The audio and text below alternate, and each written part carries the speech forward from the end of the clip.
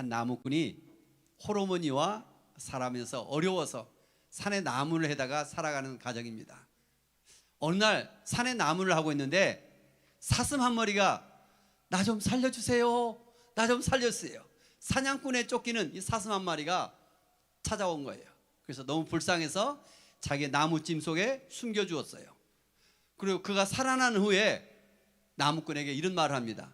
이 산을 저 돌아가면 하늘에서 내려온 선녀들이 목욕을 합니다. 그때 한 선녀의 옷 날개를 숨기세요. 그러면 하늘로 가지 못할 거예요. 그러면 그 선녀를 데려다가 아내를 삼고 결혼하세요. 그런데 그 옷 날개를 절대 가르쳐주면 안 됩니다. 그 알려주면 그걸 가지고 다시 하늘로 올라가기 때문에 잘 숨겨주세요. 그 말을 듣고 정말 돌아가니까 어때요? 선녀들이 있었고 날개 옷을 잘 숨겼다가 그 하늘로 올라가지 못하는 선녀를 데리고 집으로 돌아와서 같이 잘 삽니다. 근데 그 선녀는 자주 날개 옷 어디냐고 묻습니다. 가르쳐주지 않는 거죠. 가르쳐주면 큰일 나니까. 이제 아이를 하나를 낳고 둘을 낳습니다. 둘 낳은 후에 어떻게 해요? 이쯤 되었으면 이제 알려주세요. 그 선녀가 하자 아이가 둘이 낳았으니까 이만하면 됐다 생각해서 날개 옷 여기 있는데요 알려주는 순간 그 선녀가 어떻게 했어요? 그 날개 옷을 입고 아이 둘을 다 데리고 하늘로 올라가 버린 거예요. 이게 뭘 말할까요?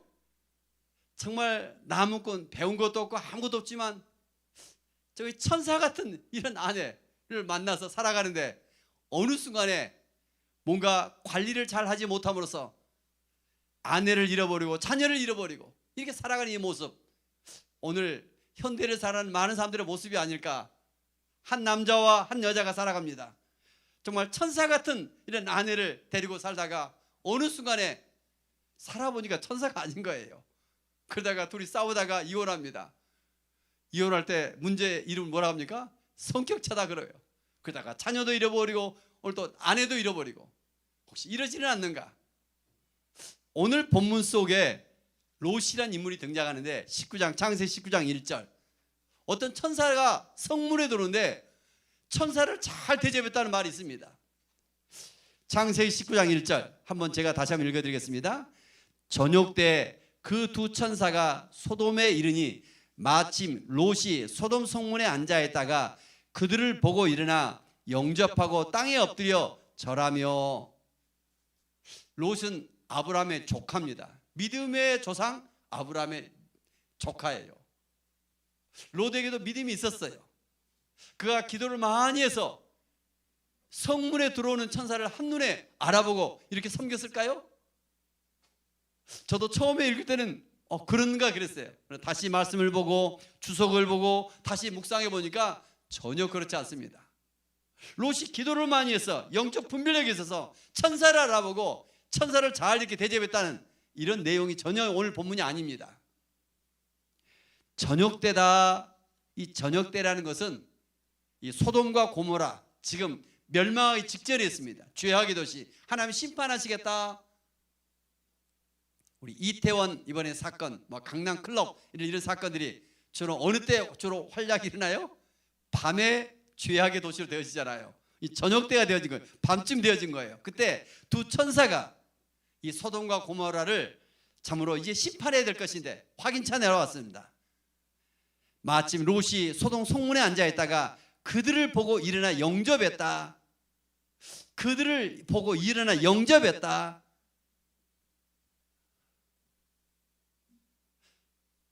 소돔성의 모든 사람들의 관심은 이런 천사나 이런 손님이 외부에서 오는 것에 대해서 무관심입니다. 그들의 관심은 4절부터 9절을 쭉 읽어보면 5절에 그런 것 같아요. 상관하리라. 새로운 사람 오면 그들과 상관하리라. 상관하게 뭘까요? 성적 행위를 말하고 있죠. 더 나아가서 상관이라는 것은 동성애를 말하고 있습니다. 고대 시대도 인간의 그 끝이 그 상관, 동성애를 이야기해요. 오늘 또 이태원도 동성애 사건이잖아요. 로마 시대도 동성애가 있어요. 로마 설자를 보면 인간들이 어떻게 하면 더 쾌락을 즐길까? 그 끝나가고 있을 때 성적 타락이 있고 그들의 관심은 오늘도 돈과 쾌락이 있을 거예요. 구약 성경에 흘러가는 한결같은 딱 두 가지죠. 바알신, 돈, 또 하나 쾌락, 아세라신. 한날씨나 지금이나 마찬가지 같아요. 오직 소돔성의 사람들은 이게만 관심 있는 거예요. 그러나 믿음의 조상 조카인 롯, 비록 소돔과 고모라를 택하여서 그가 이렇게 심판받을 위기에 있었지만 그나마 희미하게나마 경건의 모습이 오늘 1장에 나타나 있는 거예요. 천사가 내가 만약에 천사다, This is the angel, 그러면 그런 경우는 아무도 없습니다. 내가 천사다 하는 경우는.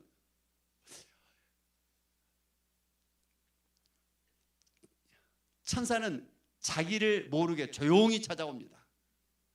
그래서 오늘 본문 속에 천사가 왔다는 것에 대해서 히브리서 13장 2절에 보니까 주보에다 제가 해놨습니다. 형제 사랑을 계속하고 손님 대접하기를 잊지 말라. 이로써 부지 중에 천사들을 대접한 이들이 있었느니라. 손님 대접하기를 너무 잘했던 아브람, 창세기 18장 2, 3절에도 보면 아브람도 손님을 잘 대접했어요. 그런데 롯도 부지 중에 손님을 잘 대접했는데 알고 보니까 천사였던 거예요. 2절에도 보면 이르되 내 주여, 이 주여란 말이 천사를 잘 대접했단 말이 아니라 18장 2절 3절 동일하게 주여란 단어 나오는데 그 시대에 단순히 일반적인 손님이 오면 그를 높여주는 존칭어에 불과하는 것입니다. 천사를 알아보고 천사로서 섬기는 것이 아니라 부지 중에 천사로서 그 손님을 대접했다는 말입니다. 부지 중에 무슨 말이에요? 자기도 모르게 의식함이 없이 그냥 습관적으로 새로운 사람이 소돔성에 들어왔어요. 근데 사람들은 관심이 없고 어떻게 하면 이 사람을 데리고 뭐하다? 성적인 것을 생각하는 거예요. 인간들이 얼마나 타락했는가. 소돔성 사람들은. 그러나 롯은 어떻게 하면 이 사람을 섬길 것인가 생각하면서 심지어 그들이 상관하겠다 하니까 저는 8절 보면 감동적인 게 내게 두 딸이 있다. 차라리 이들을 데리고 가라. 얼마나 그 손님 대접하는데 천사처럼 대접하고 있는가. 11절에 보니까 결국 그 두 천사들이 그 많은 소돔성 사람들을 어떻게 해요? 눈을 멀게 합니다. 그들이 문을 찾느라 헤매고 있습니다. 한마디로 11절 말씀 자세를 보면 육적인 눈만이 아니라 영적인 세계 소돔성 사람들이 감각이 없는 것 같아요. 그 문을 찾느라 막 헤매고 있다. 이걸 영적인 분별력이라고 합니다. 영적 분별력이 없는 거예요.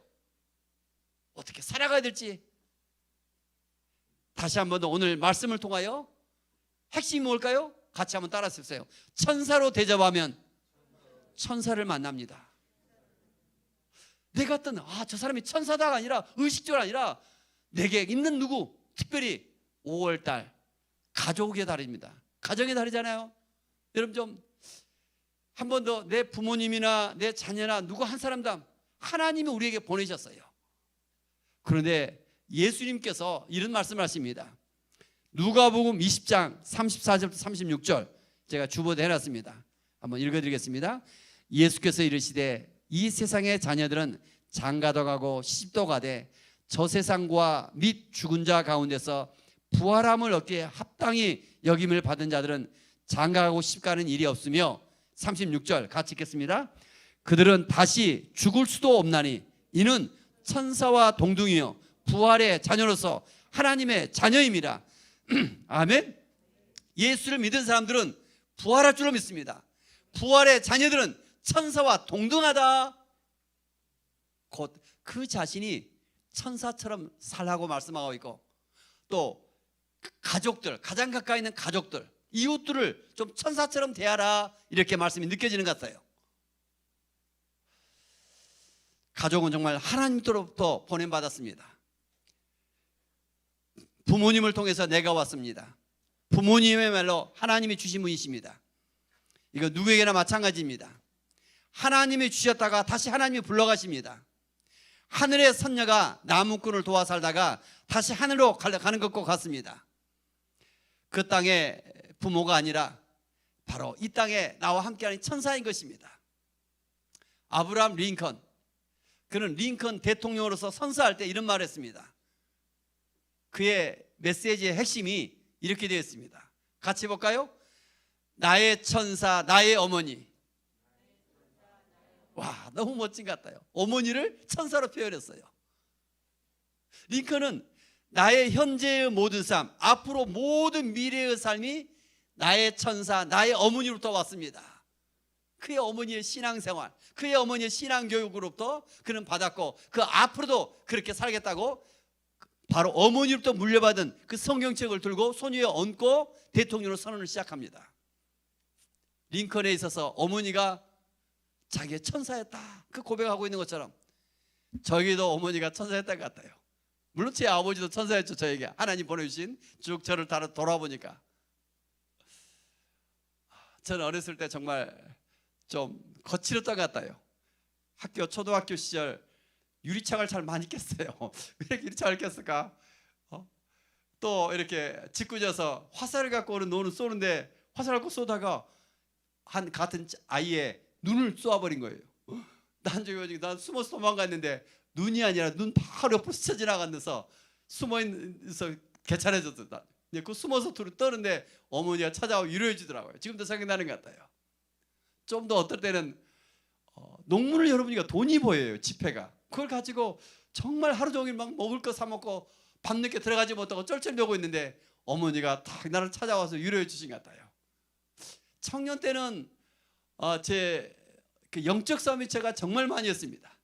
그래서 막 귀신도 보고 죄도 짓고 막 두려워 떠는데 밤만 되면 어머니가 나를 끌어안고 잠을 자주고, 어느 날 꿈을 꾸다가 광대가 너는 시온으로 너를 데려가겠다, 하나님께서 그렇게 말씀. 나 안 죽으면 그게 이제 목회자의 길이었다 같아요.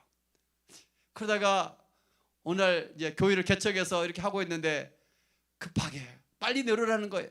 그래서 아주 긴급하게 빨리 내려가 보니까 이제 내가 병원에 입원하는데 마지막일 것 같다. 그래서 꾸역꾸역 있는 모든 돈들을 모아서 몇 백만 원 주시는 거예요. 그리고 이것도 부족한데 아버지한테 신신당부하시는 거예요. 목회하는데 더 도와달라고. 그래서 지금도 생생한 것 같아요. 이런 과정 속에서 어머니가 얼마나 제 모든 삶 속에 천사로서 돕지 않았나. 정말 감사한 것 같아요. 또 결혼을 하고 나서 한참 뒤에야 또 다른 천사가 하늘에서 왔다는 사실을 깨달았습니다. 한참 뒤에 깨달은 것 같아요. 결혼하고 와서. 젊었을 때 잘 몰랐어요. 두 번째 천사가 누구예요? 제 아내가 하나님 보내신 천사였던 것 같아요. 젊었을 때는 제가 너무 구박했어요. 왜 이렇게 옷 입는 것 하나, 뭐 하나 이렇게 촌스럽게 하냐고, 외적인 것을 모든 걸 판단하고 얼마나 많이 내가 정죄했고 상처를 주었는가. 근데 어느 순간 하나님 앞에 내가 살면서 얼마나 죄를 많이 지었는가. 하나님이 보내신 이 천사가 내 아내였는데, 나무꾼이 정말 배운 것도 없고 아무것도 없지만 천 선녀를 만나서 얼마나 그 귀하게 살았던 것처럼 인간적인 조건이라 하늘나라에서 봤더니 저는 제 아내가 정말 선녀 같은 천사였던 것입니다. 제 목회 생활에 그런 것 같아요. 신학교 과정에서부터 지금 한 30여 년 된 것 같아요. 그래서 20년 과정을 다 어떻게 해요? 누군가가 도와줘야 돼요. 물질이 가장 문제잖아요. 아무리 이따 뭐 하더라도 19년 정도를 구몬 학습지 교사하면서 또 틈만 나면 학습지 교사 가서 버려다가 또 뒷바라지 해주고 교회 세워가고, 이런 과정 속에서 얼마나 해왔었는가. 그런 과정 속에서 또 우리 교회를 건축하겠다니까 감옥 갈 일이 있으면 또 자기가 가겠대. 정말 할 말이 없는 것 같아요. 지금도 목회 동역자로서 다른 어떤 목사님 그런 것 같아요. 부목사 5분보다 더 낫습니다. 같은 우리 이슬 목사를 향하여 그렇게 말해주니까 또 너무 감사한 것 같아요. 지금 이렇게 천사로서 정말 감사한 것 같아요. 천사와 사는데 기쁨이 있습니다. 또 하나님께 이렇게 감사함으로 귀하게 잘 모셔야만이 또 이렇게 된 줄로 믿습니다. 그렇지 않으면 어떻게 돼요? 선녀처럼 다시 옷을 두고 날아가는 것처럼 날아가 버리는 것이죠. 오늘 또 배우자가 정말 여러분 배우자가 천사가 아닌가 다시 한번 돌이켜 생각해 보시기 바랍니다. 자녀들도 하나님으로부터 왔습니다. 자녀들도 하나님 보내신 천사입니다. 어린 아가들 어떻게 됩니까? 레오나르도 다빈치는 그림을 그릴 때 아기들 위에 날개를 달아서 아기 천사로 많이 표현했던 거예요. 야, 아기들이 천사예요. 제게 두 아들이 있습니다. 정말 그런 것 같아요. 우리 은성이는 교회를 개척한다고 한 번도 대학 등록금을 대주지 못했는데 4년 동안 얼마나 본인이 고생을 많이 했겠는가. 정말 너무너무 감사하고 우리 가정에 보낸 천사가 아닌가 이런 삶 속에서 느껴지면서 부모로서 아버지로서 많은 거 미안하고 죄송한 것 같아요. 미안한 것 같아요. 우리 민혜도 둘째 지 나름대로 얼마나 또 잘 성장해 가는가, 감사하는가. 이번에도 휴가 나갔다 와서 아빠 저 군에 다시 들어갑니다 하면서 아빠 그간 감사해요, 잘 지내세요. 아들이 먼저 아빠한테 손을 내미는 거예요. 그래서 야, 정말 감사하구나. 그래서 볼 때마다 이 자녀들도 다 보면 여러분 천사예요. 자녀들도 천사로 대하면 천사처럼 바뀌는 거예요. 자녀들한테 주로 부모들이 쓰는 말이 뭐예요? 야, 너 잘 되라고 하는 말이야. 어찌 보면 가장 자녀를 생각하는 척 하면서 자녀에게 상처를 주는 거예요. 너 잘 되라고 하는 말이야. 그 깊은 뒷면에는 부모의 어때요? 경쟁의식이 있어요. 다른 부모의 자녀들은 야, 잘 되더라, 너는 왜 그러냐, 그 잔소리하는 거예요.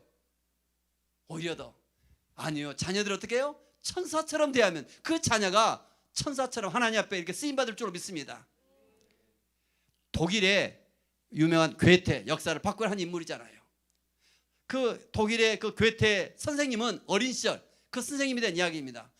아이들을 가르칠 때 오면 그 선생님은 모자를 벗고 정중하게 아이들을 향하여 쫙 인사를 정중하게 하는 거예요. 근데 아이들이 얼마나 궁금해요. 선생님은 왜 우리들한테 항상 이렇게 정중하게 인사합니까? 그랬더니 그 선생님이 뭐라고 답변했어요? 제가 해놨잖아요, 주보에다가. 너희 중에서 앞으로 독일의 역사를 바꿀 인물이 나오기 때문에 미리 경의를 표하는 것이다. 그 선생님의 아이를 대하는 천사처럼 대하는 그걸 통하여 정말 천사 같은 역사를 바꾸는 괴테가 나오는 거죠. 그 인물들이 나오는 거예요. 같이 한번 더 해봅시다. 천사로 대하면 천사가 나옵니다. 천사가 되어집니다. 여기 있는 것 같아요. 이 땅에 살아가면서 부모님을 천사로 대하면 예배서 6장에 어떤 축복이 있어요? 내가 잘 되고 장수하리라. 배우자를 천사로 대하면 어떠세요? 가정이 천국이 되어질 것입니다. 자녀를 자꾸 이렇게 천사처럼 대하면 자녀가 천사처럼 위대해질 것입니다. 그뿐이겠어요? 사라의 빛교회 여정 속에서 정말 많은 한 분 한 분들이 다 천사였던 것으로 저는 생각됩니다. 한 분 한 분 우리 사라의 빛교회 해오는 과정 속에 많은 아픔과 위기가 있지만 굳건히 믿음으로 지켜왔던 우리 그죠? 우리 그나마 그래서 최인수 교수, 지계 교수, 강세수 교수 세 사람 중심으로 해서 꾸준하게 오면서 한 분 한 분들이 이렇게 천사로서 세워지고 같이 섬기고 해와서 여기까지 온 것 같아요. 다시 우리 사랑의 빛 공동체인 것 같아요. 서로가 천사임을 좀 볼 수 있는 눈이 좀 열리며 어떤 기도를 많이 해서 천사로 대접하는 아니라 부지 중에 롯이 대접했던 것처럼 우리가 그냥 천사로 내 자신이 주님께서 이 천사와 동등이요 이 말에 의지해서 천사로 이렇게 대접하며 살아갈 때 저들도 변화되고 나도 변화되고 하나님께 영광 드리는 삶이 될 줄 믿습니다. 성경에 보면 최고의 천사가 있는 것 같아요. 저는 스데반 집사인 것 같아요. 가장 멋진 아름다운 천사의 모습은 복음을 위해 주님을 위해서 자신을 내어드린 데 있는 줄 믿습니다. 원수 같은 저들을 향하여 천사로 여기며 복음을 전할 때 저들은 돌을 던져서 죽입니다. 그러나 스데반의 얼굴에는 천사와 같다 성경에 표현하고 있습니다.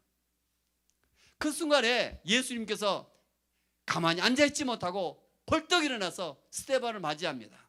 스데반은 순교했지만 얼굴은 천사와 같고 거기에 한 사람의 변화가 일어납니다. 누가 변화돼요? 예, 사울이 바울로 변화가 일어나죠. 그래서 초대교회 역사를 바꿔나가는 거예요. 내가 뭔가 많은 것이 아니라 나를 통하여 가장 가까이 있는 가족들 또 이웃들 나를 만나는 사람들을 통하여 직장에서 이런 속에서 한 사람 한 사람 천사로 할 때 하나님의 역사가 저는 일어날 줄 믿습니다.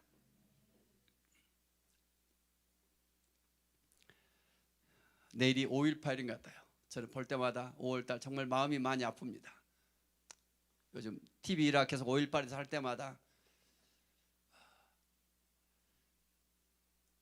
내가 왜 살아있을까 저는 고등학생이었는데 얼마나 이불 속에서 2개나 덮고 나가지 말라 해서 그 말 듣고 나가지 않았었는데 계속 뉴스 보면서 5.18의 진실이 하나씩 파헤쳐가고 있는 것 같아요. 그때 살아가는 내 친구들도 나가서 고등학생인데 친한 친구가 또 죽었고, 또한 친한 친구는 전남 의과대학을 들어갔는데 북한에서 파송되는 고정간첩으로 체포돼서 수많은 고난을 겪고, 강용주 정말 같은 동네에 살았는데 얼마나 많은 그 아픔을 겪었는가. 살아있는 광주인으로서 살았다는 것이 정말 다 저도 부끄러운 것 같아요. 왜 내가 살아있을까? 저희 집은 기독병원 바로 밑에 있었어요. 병원에서 어제 SBS도 특집을 해주더라고요. 그 기독병원 의사들의 그 증언들이 오늘 또 다시 나오고 있는데, 그 밑에서 수많은 사람들이 막 실려 들어가는데, 첫째 날은 사격을 하는데 다 밑에만 쐈어요. 대퇴부만. 근데 둘째 날부터는 가슴과 머리를 다 쏴서 다 죽이는 거예요. 계엄군 공수부대 작동을 해서. 그래서 그 비참함을 이루 말할 수 없어도 그 순간을 보면서 느꼈는데, 또 어제도 보면 글잖아요. 뉴스에 보면 주남마을, 우리 너무 잘 알고 있죠. 그래서 본인들 군인들끼리 서로 상호하는 총격전이 일어났는데 분풀이로 지역 주민들을 다 학살합니다. 심지어 어린 10살, 11살 어린애들까지도. 또 8개월 임신했던 그 아주머니를 갖다 대검으로 찔러주고, 이런 광주에 그 많은데 이루 말할 수 없는 잔행들이 있습니다. 근데 어제 또 하나 사건이 제가 생각났습니다. 호남신학교 4학년 전도사였던 문 전도사 있어요. 문영봉 전도사. 그분은 수도경비 방위사 헌병 폭약 전문가였던 것 같아요. 그래서 어제 글을 하나 그분 읽고 나서 이제 그 데모를 할 때나 뭐 할 때 보면 짭새라고 합니다. 프락치. 그들 경찰들이 사복으로 들어와서 같이 하면서 들어가는데 그렇게만 알았어요, 사람들이. 근데 최근에 와서서 이 전도사님이 이제 공식 알려진 것 같아요. 전남도청 마지막 진압할 때 그 모든 시민군들이 같이 들어오면 같이 죽는다. 그래서 인접 지역에 화순군이 있으면 유명한 탄광입니다. 다이아마이트로 유명한 폭발을 많이 하시죠. 다이아마이트 8톤 트럭을 4대 분량을 전남도청 지하에다가 매설해 놓고, 만약에 강제적으로 들어오면 같이 죽는다. 이게 다 해놨더라고요. 뭐 광주에 3분질이 날아간대요.